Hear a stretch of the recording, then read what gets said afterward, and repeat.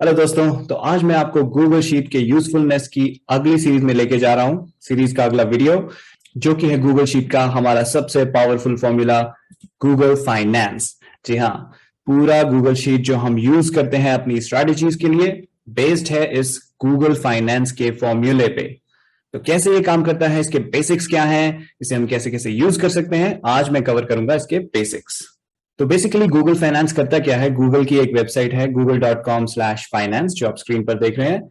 यहां पे गूगल ने अलग अलग स्टॉक मार्केट का like NSC, BSc, New York stock exchange और सारे दुनिया भर के स्टॉक एक्सचेंजेस का डेटा अवेलेबल कराया है। तो एक ये डेटाबेस है फाइनेंस का गूगल के द्वारा, इसलिए इसका नाम है गूगल फाइनेंस। तो जब हम गूगल फाइनेंस फॉर्मूला यूज करते हैं, बेसिकली हम एक क्वेरी यूज कर रहे हैं इस डेटाबेस से डेटा उठाने का।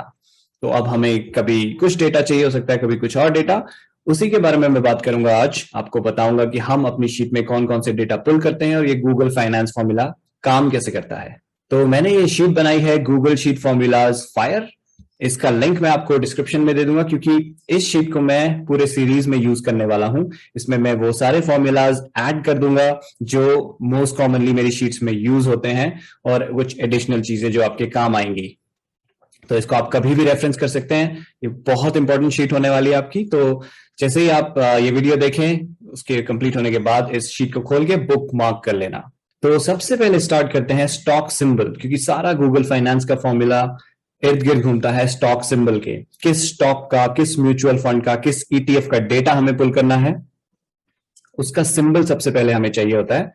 तो ये सेकंड कॉलम में मैं आपको फॉर्मूलाज बताऊंगा वो कैसे पुल कर सकते हैं डिफरेंट इंफॉर्मेशन। तो स्टॉक के सिंबल को पुल करने के लिए कोई फॉर्मूला नहीं है क्योंकि वो फॉर्मूला का बेस है। अभी थोड़ी देर आगे आप जाके देखेंगे।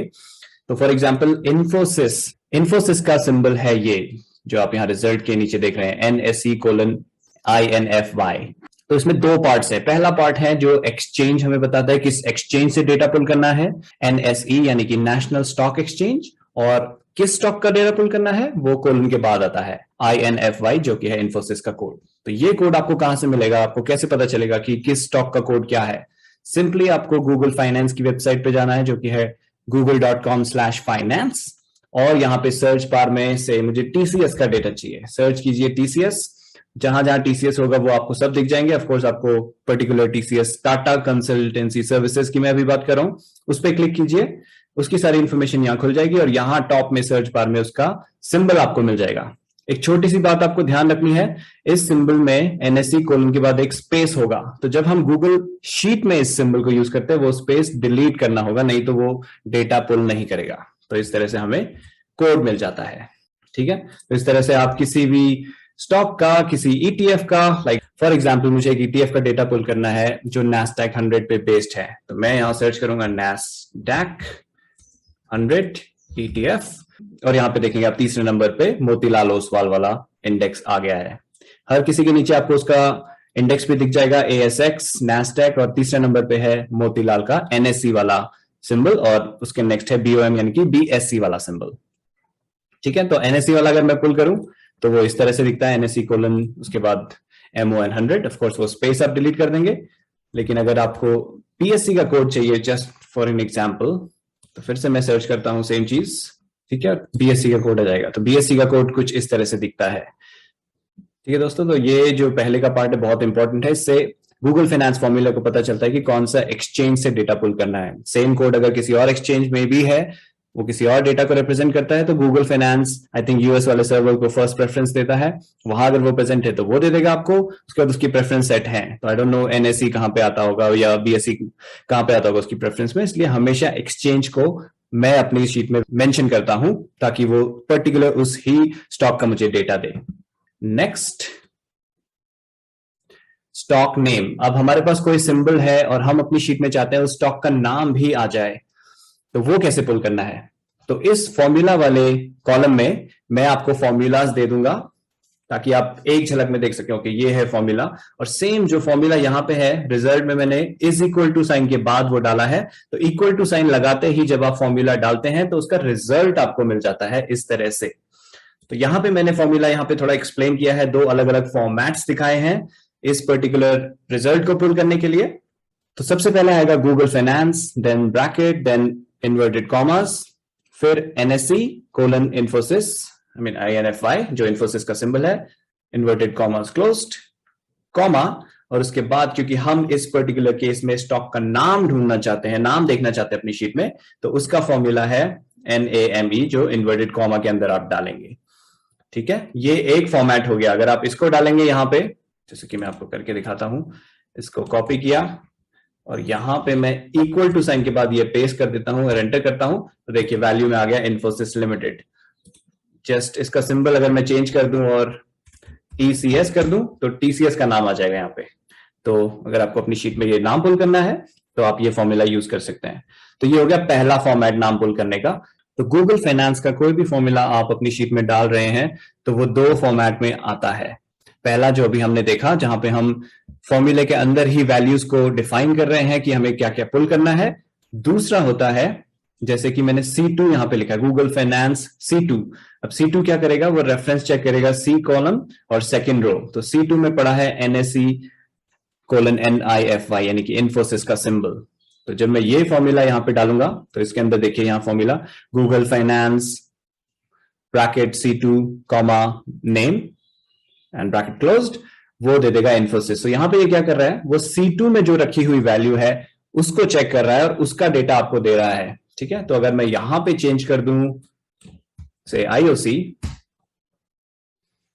तो वो आपको दे देगा उस पर्टिकुलर स्टॉक का नाम। तो IOC है इंडियन ऑयल कॉर्पोरेशन लिमिटेड, वो रिजल्ट आपके पास आ गया। तो इस तरह से चलता है ये गूगल फाइनेंस का फॉर्मूला।